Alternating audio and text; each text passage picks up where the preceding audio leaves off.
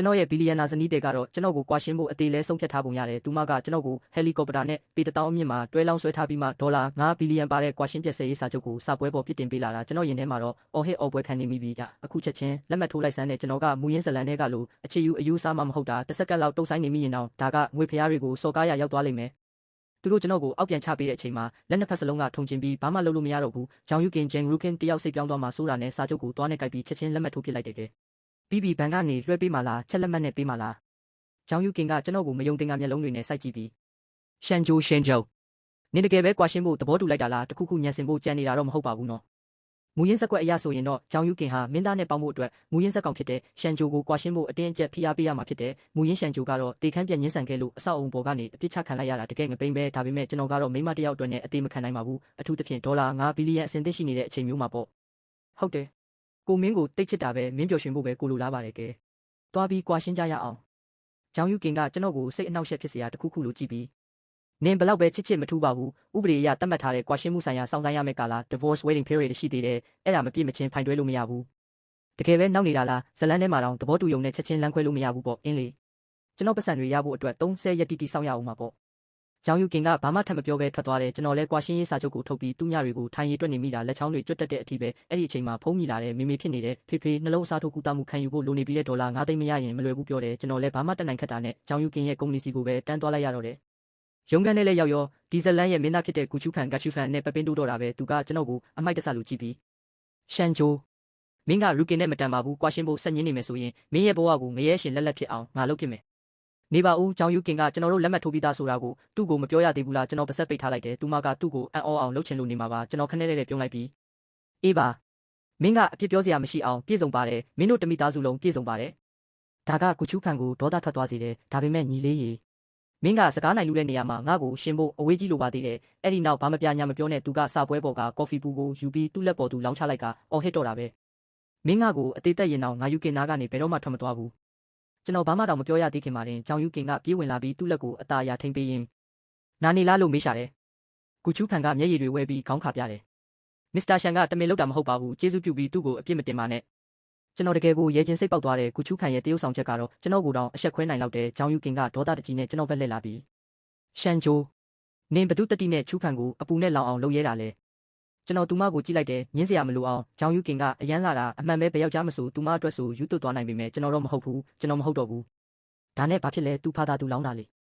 ဂျောင်ယူကင်ကဆူဆူဝါးဝါအတန်နဲ့ကျွန်တော်စကားကိုဖျက်ပြောတယ်ရှန်ဂျိုငါနင့်ကိုတတိပေးလိုက်မယ်ချူဖန်ကိုနောက်တစ်ခါထပ်ထိရင်နင်နောင်တရစေရမယ်ကျွန်တော်သူမနဲ့ရန်ဖြစ်မနေချင်တော့ဘူးသူမကကျွန်တော်အတွက်တန်ဆက်တစ်ခုထပ်မပိုးပါဘူးကျွန်တော်လက်ဝါးဖြန့်လိုက်ပြီး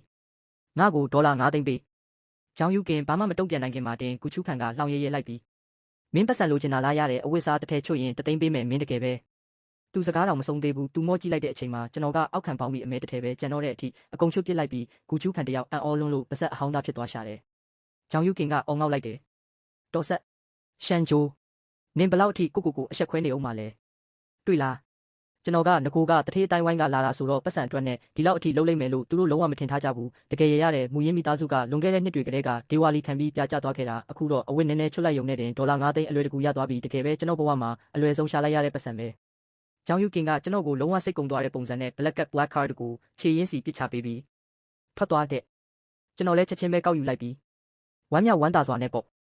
့သူမရဲ့အဆောက်အုံထဲကထွက်လာတာနဲ့မေစီကိုတန်းချက်ချင်းလွှဲပေးလိုက်တဲ့9သိန်းကိုတော့မေအတွက်သုံးဖို့ခြံထားပေးခဲ့တယ်ပြီးတော့ဂျောင်ယူကင်ရဲ့ black ကိုကင်ပြီးမောစီတန်းသွားတော့တာပဲကွာရှင်းတော့မှာဆိုတော့ကက်ရှိတုံးသုံးပြရမယ်လေကွာရှင်းပြီးရင်ကက်ကသူမစီပြန်ပေးရမှာအကောင်းဆုံးနဲ့အသေးကြီးဆုံးတွေကိုပဲရွေးဝယ်တယ်လက်တွေ့ကြဖို့မလိုဘူးဒါမှဘဝပဲလူတွေဘာလို့ချမ်းသာချင်ကြလဲဆိုတာအခုမှပဲနားလည်တော့တယ်ညနေအထိဈေးဝယ်ပြီးမှအိမ်ကိုအမောတကောပြန်လာခဲ့တဲ့အခန်းတစ်ခုလုံးမှာဝယ်လာတဲ့ပစ္စည်းတွေကြီးပဲမှုခြေချစရာတော့မရှိတော့ဘူးဂျောင်ယူကင်အိမ်ထဲဝင်လာချိန်မှာဆိုဖာပေါ်မှာတေးလူမတက်မောက်နေတဲ့ကျွန်တော်ကိုတွေ့သွားတယ်ကျွန်တော်ချက်ချင်းပဲဝန်းကနေထထိုင်ပြီးအိတ်ထဲကလက်ဆောင်ဘူးလေးတစ်ခုထုတ်ပေးလိုက်တယ်မင်းအတွက်တီးတန့်ဆွဲကြိုးလေးတစ်ကုံဝယ်လာပေးတာအမှန်တိုင်းပြောရရင်မနေ့ကအွန်လိုင်းမှာတွေ့လို့ဒေါ်လာ1.5 သူညပဲပေးရတယ်ပို့ကလည်းအလကားပဲအဲ့ဒါကိုတန်မိုးကြီးဘူးလေးပြောင်းထည့်လိုက်တော့ချက်ချင်းပဲတန်မိုးကြီးပစ္စည်းဖြစ်သွားတာပေါ့ဂျောင်ယူကင်ရဲ့မျက်နှာကရေခဲလိုအေးဆက်နေပြီးဒီနေ့မွန်းလွဲပိုင်းကလေးကနေပစ္စည်းဝယ်တဲ့အကြောင်းကြားစာတွေငါဖုန်းထဲမှာမရက်မနာဝင်နေတာကျွန်တော်အနေခက်စွာနဲ့ချောင်းဆိုးလိုက်ပြီးမင်းကိုဂူချူဖန်နဲ့တွေ့လိုက်ရတော့စိတ်ထဲတစ်မျိုးဖြစ်သွားလို့နည်းနည်းလက်လွန်သွားတာပါသူမမျက်နှာကိုအကဲခတ်ရင်ကိုအများကြီးတုံးလိုက်လို့စိတ်ဆိုးသွားလားလို့မေးလိုက်တယ်ပုံမှန်ဆိုရင်တော့အလုံးစုံ3-4တန်းလောက်ပဲထိန်းသုံးတာပါဒီနေ့တော့နည်းနည်းပိုသွားတာအမှန်ပဲဒါပေမဲ့သူမကအရင်စတာလေဂျောင်ယူကင်က88ဆက်နဲ့ပဲ ဒီဧကန်ကိုရှင်းလိုက်ဦးရှုပ်ပွားနေတာကိုငါမကြည့်ချင်ဘူး။အော်သူမကပစ္စည်းတွေရှုပ်နေလို့စိတ်တူနေတာပဲပတ်စံကုန်လို့မဟုတ်ဘူးအဆင်ပြေတာပေါ့ဒါဆိုမနှက်ဖြန်လဲဆက်သုံးလို့ရသေးတာပေါ့။နောက်ရက်တွေမှာလဲဒါကပဲနေ့စဉ်လှုပ်ရိုးလှုပ်စင်ဖြစ်လာခဲ့တယ်မနှက်ဆိုဈေးဝယ်ညဆိုပတ်စံဖြုံးအဲ့ဒီညမှာတော့ကျွန်တော်တငယ်ချင်းချင်းဝေရန်ဟွိုက်နဲ့ဘာမှသွားတောက်ကြတယ်။ကဲခွက်ချင်းတိုက်ရအောင်ငါကွာရှင်းရတော့မှာကိုအောင်ပွဲခံတဲ့အနေနဲ့ချင်းဝေကဇဝေဇဝါနဲ့ကြည့်ပြီးကွာရှင်းမလို့လားဟဲ့လူမင်းကြောင်ယူကင်ကိုအသေးလဲယူသွတ်နေတာမဟုတ်ဘူးလားကျွန်တော်လက်ခါပြလိုက်ပြီးသူမကတခြားတယောက်ကိုချစ်နေပြီလေငါကဘာလို့ဆက်ပြီးဂယူးဆိုင်နေရမှာလဲပြီးတော့ငါကဒေါ်လာ9ဘီလီယံနဲ့ထွက်လာမှာလေချင်းဝေတယောက်စွန့်သွားပြီး9ဘီလီယံကြီးတောင်လားဟဲ့လူမင်းတထေးကြီးဖြစ်ပြီပဲကျွန်တော်ပြုံးလိုက်ပြီးအေးပေါ့ကွာနောင်ကြရင်အကိုကြီးကမင်းကိုအဆအရာထောက်ပံ့ပေးမယ်အရက်ရှိန်လေးနည်းနည်းတက်လာတော့စိတ်တွေကြွလာပြီးမင်းကလေးတချို့ကိုခေါ်လိုက်တဲ့ချင်းဝေကတော့ကြားကြားချင်းဆိုဖာဘောကပါလိမ့်ကြမတက်အံ့ဩသွားတာပေါ့ချုံမောလှပတဲ့မင်းကလေးတအုပ်ဝင်လာကြတဲ့ခြေတံရှိရှိကိုလုံးကိုပေါက်အမိုက်စားတွေနဲ့ကျွန်တော်ကိုအကိုကြီးနဲ့ခေါ်နေကြတာဘဝကတကယ်ကိုအတိတ်ပဲရှိသွားပြီးဟိုရှိတုန်းကလူတွေကတစ်သက်လုံးမှလူတစ်ယောက်တည်းကိုပဲချစ်ခဲ့ကြတယ်တဲ့အခုကျွန်တော်ကတော့တစ်စက္ကန့်အတွင်းမှာ10ယောက်လောက်ကိုတပြိုင်နက်ချစ်မိသွားနိုင်တယ်ကျွန်တော်ချင်းဝေပတ်လှည့်ပြီးပြောစမ်းပါဦးဒီကကောင်မလေးတွေကကြောင်ယူကင်ထက်ပိုပြီးအလိုက်တိပိုပြီးပြောဖို့မကောင်းဘူးလားကွာရှင်းပြီးတာနဲ့ညာတိုင်းကဒီလိုပဲဖြစ်တော့မှာကျွန်တော်ကောင်မလေးတယောက်ရဲ့လက်ကိုလှမ်းကင်မလို့လုံနေတော့မှပဲအခန်းတွင်အပူချိန်ကရုတ်တရက်အေးဆက်သွားတယ်လို့ခံစားလိုက်ရတယ်လှည့်ကြည့်လိုက်တော့တကားဝမှာအရန်ကိုရင်းနှီးနေတဲ့အရေးတစ်ခုရက်နေတာတွေ့လိုက်ရတယ်တေချာစိုက်ကြည့်လိုက်တော့မဟုတ်မှလွယ်ရောကွာရှင်းခါနီးဇနီးတယ်ပဲကြောင်ယူကင်ကတွားကြိတ်ပြီးရှန်ဂျာကျွန်တော်ရင်တစ်ခုလုံးအေးဆက်သွားတယ်ကြုံတောင့်ကြုံခဲ့အပြင်ထွက်တဲ့ညမှာအမိဖမ်းခံရတယ်လို့ဘလို့ကန်တရားမျိုးလဲချင်းဝေကိုလှည့်ရှာမှာအဲ့ဒီတစ္ဆာဖောက်ကဘဲချိန်ကလေးကလစ်ပြေးသွားမှန်းမသိတော့ဘူးကောင်းတယ်တကယ်တငယ်ချင်းကောင်းပဲကိုတက်ကိုအလွတ်ယုံသွားကြတာပေါ့ကြောင်ယူကင်ရဲ့မျက်နှာကဒေါသတွေကြောင့်မှောင်မဲနေပြီးအခုချက်ချင်းဒီဘက်လာခဲ့လို့အမိတ်ပေးတယ်ကျွန်တော်လဲတုံရင်နဲ့သူမစီတရွေ့လျှောက်သွားရတာပေါ့ပတ်စံကလက်ထဲမရောက်သေးတော့တရုပ်ဆောင်မှုကိုဆက်ထိန်ထားရအောင်မယ်စာပွဲအောက်ကနေကိုပေါင်ကိုတိတ်တဆိတ်ဆိတ်ဆွဲပြီးမျက်ရည်တွေအတင်းညှစ်ထုတ်လိုက်တယ်မိမရဲ့ကြောင်ယူကင်ကမဲပြုံးလို့မျက်နှာပေးနဲ့ကျွန်တော်ကိုကြည့်ပြီးအော်ကွာရှင်းပြီးရင်ညတိုင်းကောင်မလေးတွေနဲ့အပြင်ထွက်ဖို့ပြင်ဆင်နေတာပေါ့ဟုတ်လားကျွန်တော်တွေးကိုခက်ခဲမျိုးချလိုက်ရတယ်သူမမျက်နှာပေးကကျွန်တော်ကိုအဆအရာဖြက်စီးပစ်တော့မဲ့အတိုင်းပဲကြောက်စရာကြီးကျွန်တော်လဲအော်စကာဆူရလောက်မဲ့တရုပ်ဆောင်ချက်နဲ့မျက်နှာကိုနာကျင်ခံစားရတဲ့ပုံစံမျိုးလုပ်လိုက်ပြီးမင်းမမြင်ဘူးလားငါဒါတွေအကုန်လုံးတမင်လုံးနေတာမင်းရဲ့အာယုံဆိုင်မှုကိုရချင်လို့ပါတကဘာလုံးကငါမင်းကိုဘလောက်ချစ်လဲသိကြတယ်ဒါပေမဲ့မင်းကကွာရှင်းချင်နေတယ်အဲ့ဒါကိုငါကဘလို့လို့စိတ်အေးလက်အေးနေနိုင်မှာလဲကြောင်ယူကင်ရဲ့အတန်ကအေးဆက်သွားတယ်ကွာရှင်းမှာကတော့အမှန်ပဲငါကလာတွေ့ကတ်နေတဲ့လူမျိုးတွေကိုမကြိုက်ဘူးရေရတယ်ကျွန်တော်လည်းမကြိုက်ပါဘူးကျွန်တော်ရင်ထဲကတပြင်းချတန်ကိုမျိုးတိတ်လိုက်ပြီးကောင်မလေးတွေကိုအိမ်ပြန်လွှတ်လိုက်တယ်ကြောင်ယူကင်ကကျွန်တော်မျက်လုံးတွေကိုစိုက်ကြည့်ပြီးရှန်ဂျိုငါ့ကိုလာပြီးလှည့်ကွက်တွေသုံးမနေနဲ့အလုပ်ဖြစ်မှာမဟုတ်ဘူးကျွန်တော်ပခုံးတွန်းပြလိုက်တယ်အေးလေရပါတယ်